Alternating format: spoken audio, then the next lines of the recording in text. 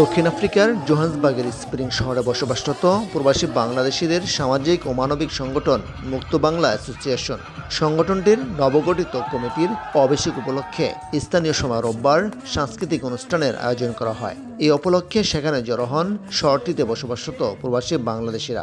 নাচ গান, খেলাধুলা ও খাওয়া দাওয়ার মধ্য দিয়ে আনন্দঘন সময় পার করেন তারা। অফকোর্স ভালো লাগছে অনেক বাংলাদেশিদের সাথে মিট করার পরে। আর সবচেয়ে বেশি ভালো লাগছে যে অনেকদিন পর অনেক বেশি পিঠার উৎসব টাইপের একটা আয়োজন ছিল।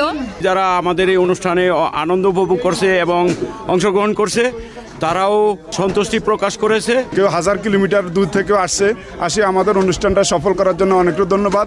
অনুষ্ঠানের অন্যতম আকর্ষণ ছিল বাহারি স্বাদের পিঠাপুলি, রেফেল ডোর সহ দেশীয় সংস্কৃতির নানা আয়োজন। ছিল ছোটদের বিস্কিট দর সহ বড়দের নানা খেলার আয়োজন।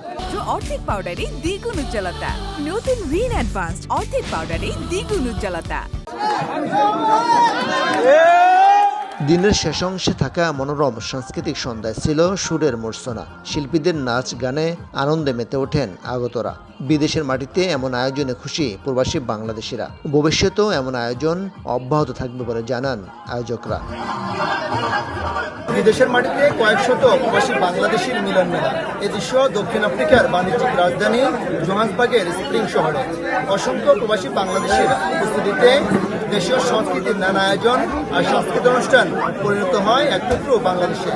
দক্ষিণ আফ্রিকার জোহান্সবার্গ থেকে মিজানুর রহমান রাসেল, সময় সংবাদ।